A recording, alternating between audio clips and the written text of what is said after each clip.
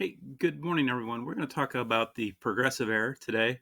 The progressive era occurs towards the end of the Industrial Revolution. There might be some overlap, and the dates most associated with the Industrial era are 1890 to 1920. There's some variation in those dates. Sometimes historians will move those dates around a little bit, but generally those are the dates associated with it. If you remember the Industrial Revolution in the United States, there are two phases. There's the phase prior to the Civil War, and if you recall, the industrialization took place primarily in the North and the Northeast, and then there's the phase after the Civil War. And the phase after the Civil War is much more intense. There's much more industrialization going on. If you recall, the Transcontinental Railroad comes online. The United States is expanding to the west. So now we can move people and goods from the east to the west in a quick amount of time. There are a lot of natural resources that we're discovering. So most of the industrialization in the United States happens after the Civil War. Some of the people that we associate with the Civil War, with the industrialization in the United States are up here. We've got the man of steel up here in the top left, Andrew Carnegie. This guy here was Samuel Slater. And this guy was John D. Rockefeller. John D. Rockefeller was about the monopoly in Standard Oil. Now, the other pictures here, you probably don't know who these people are, and maybe you should. We know these people who got incredibly rich. They were the industrialists as a result of the Industrial Revolution, but we don't know who the people that made that possible. So actually, most of these people, we don't even know names at this point. These fellows down here were breaker boys. I talked about them in our last video. If you recall, they worked in the mines, and their job was to separate imperfections from coal. So they would be down in a dark room. Coal would be sliding past them. They'd be in this cramped seating position, and they would take imperfections out of the coal. A lot of times that would be like slate. So they're separating non-coal away from the coal. These guys here are stringing green beans. I'd assume this is somewhere in the South. I don't recall specifically on this picture. But again, we're talking about 10, 11, 12-year-olds. They're not in school. They've got a full-time job. I believe these fellows down here were making somewhere between like 45 cents an hour, or a day rather, and 75 cents a day. This kid up here, all these pictures from the Library of Congress, but this kid here in the top right, he is working on a shrimp operation. So he's doing something with shrimp, and I believe oysters too. But they say he's 5 years old, doesn't speak any English. This is his full-time job. That's what he does. And then, just in case you think there's never been a shoe factory in the United States, these women here are working in a shoe factory in the United States. So one thing the Industrial Revolution needed was a whole lot of workers. And we had a whole lot of workers, if you recall, because there was a whole lot of immigration at that time. And there was so much work that, women and children were going into the workforce. So the progressive era, if you take a look at that word, the key word is progress. So the era is supposed to be marked by progress, and it's progress for the little people, not the billionaires who are making all the money. The people who make this progress possible, in a sense, are the people who shine the light on the inequities and the problems that are going on in society. And they've got a specific name. They're muckrakers, and muckrakers are journalists who dig up dirt. Another word for dirt is muck on industry or government operations. Here are 3 books that were published that were very important during this progressive era. All right, The Jungle, you'll hear a lot. It was by Upton Sinclair. Upton Sinclair himself was a socialist. I think he was looking to overturn the whole capitalist system. But Upton Sinclair wrote this, The Jungle, and it was about problems, poor working conditions, poor sanitation in the meatpacking plants. I believe it was in Chicago. But he wrote about it and detailed it, and it grossed people out. It ends up leading to reform. Eventually, a forerunner to the Food and Drug Administration is formed to help regulate what's going on in the food industry. The next book is by Ida Tarbell. Ida Tarbell, her father actually had a small oil refinery. But if you remember from the other video, when we were talking about John D. Rockefeller, what Rockefeller did is he bought up the competition, and he drove a lot of the small people uh, out of business. Her father was one of those people that got driven out of business. So she writes this expose about the Standard Oil Company and how John D. Rockefeller set out those trusts, those blind trusts, and drove other people out of business with price fixing and what we would call illegal big business practices today. And I'm sure it helps lead to the Sherman Antitrust Act, which we'll talk about here in a second. The last one, and this is not one that I knew a whole lot about until I started doing a little bit of studying for this video, was Jacob Riis, who wrote to How the Other Half Lives. Jacob Riis was a newspaper reporter in New York City, and so he went around and he looked at how the poor immigrants were living in New York City. They were in very crowded tenement housing. Some of them were homeless, just sleeping in rooms with no cots, no food, lots of disease. So this book became very popular, and just like a lot of things even today, people don't know they're going on. The middle class doesn't even know things are happening. They don't know that there's this underclass very close to them that are suffering until you write the book and people read about it, or you see the news story. So Jacob Riis, he wrote the book that showed the suffering, which ends up leading to a lot of reform as far as housing goes. Because if you remember, during the Industrial Revolution, people tend to move from the farms, from the country, into the city for the work. Well, what happens is the city becomes overcrowded. People throw up housing that's not really high quality housing, and people are desperate for the housing, so they move there. So you end up having like apartment buildings with running water, but the running water's located in a common hallway, and it's shared by multiple families. Or there's no plumbing inside; the plumbing's all outside. So I mean, it's a situation that really leads to the spread of disease. And I'm sure it probably plays into the Spanish flu, but that's a story for another day.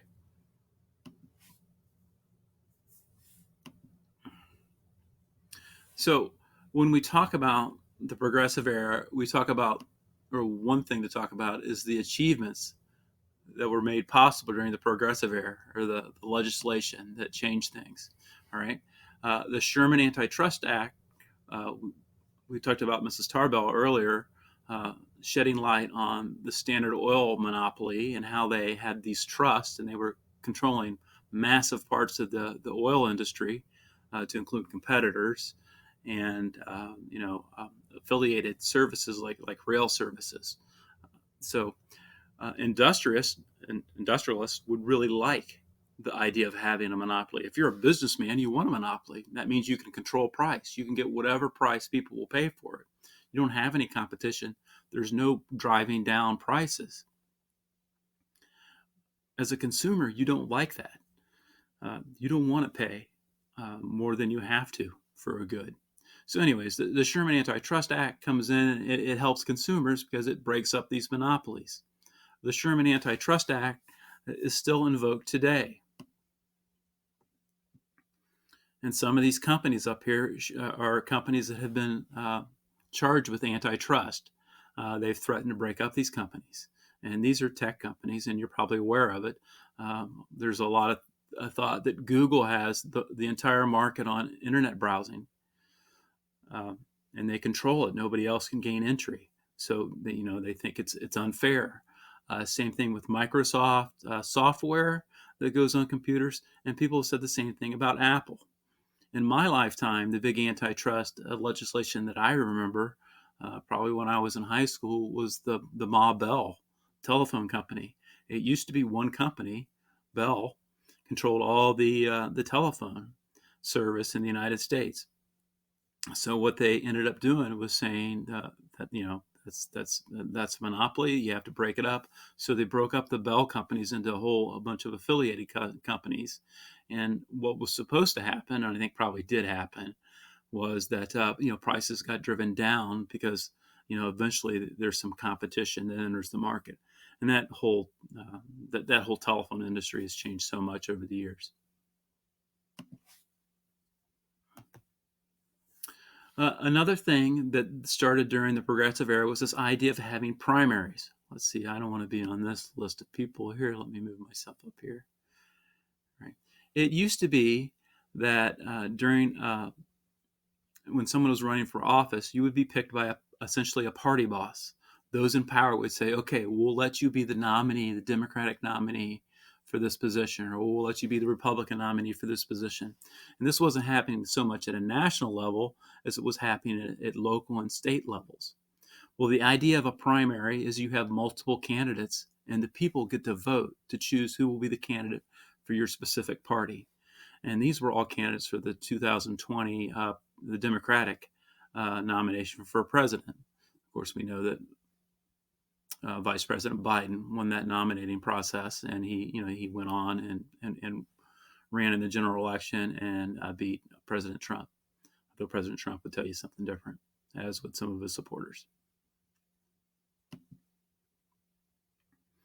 If you recall, a constitutional amendment is a change to the Constitution. All right, so there's a whole group of amendments that happened during the Progressive era. We lump them together as the Progressive Amendments.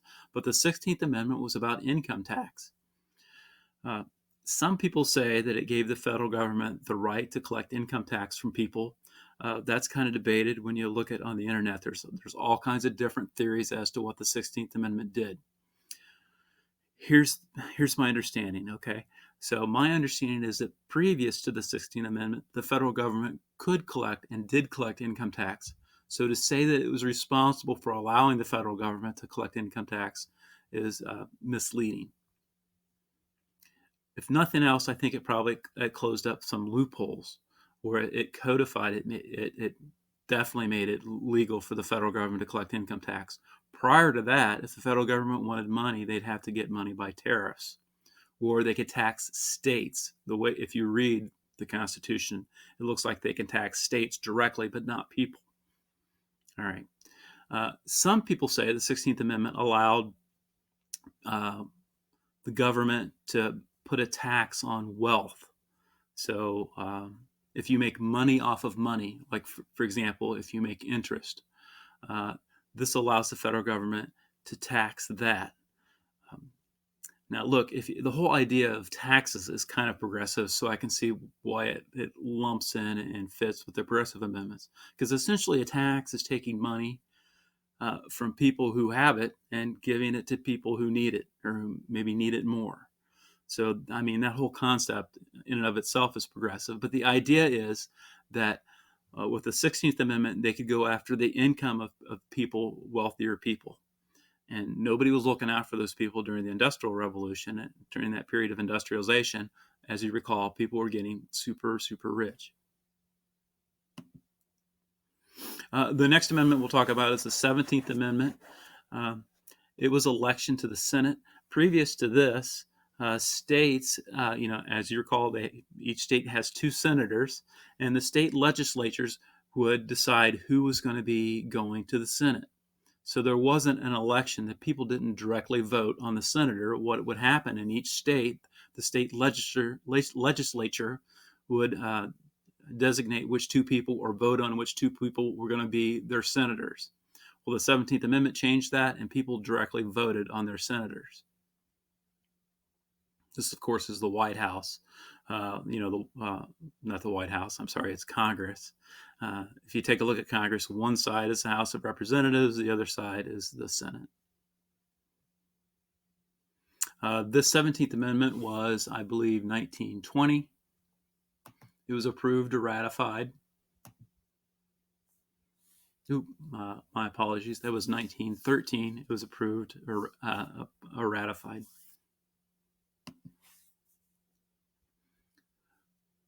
The next amendment is about suffrage. And when I think about suffrage, I always automatically equate that to women's suffrage, and suffrage is just the right to vote. So prior to the 19th Amendment, women didn't have the right to vote in all states. The 19th Amendment came and said, women, citizens have the right to vote.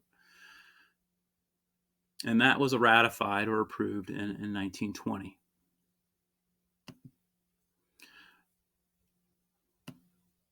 There's also movement on, as far as labor unions go. Labor unions have a very interesting story, and it's kind of a complex story too. One of the first labor union was this one here on the left. It was the Knights of Labor. I believe it became popular in the 1860s.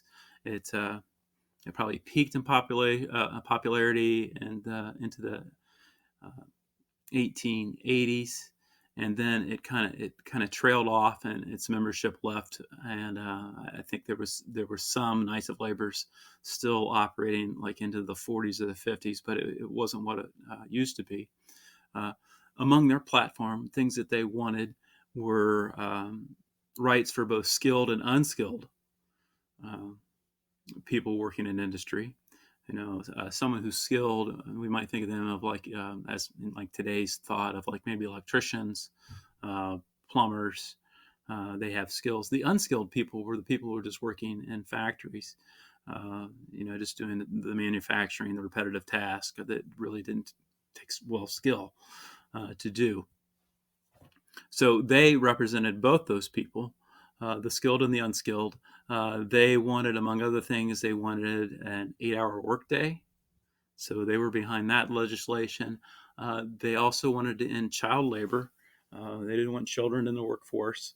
That might have been kind of self-serving for them, because if you remove children from the workforce, that means there's less people available to work, and maybe your wages go up.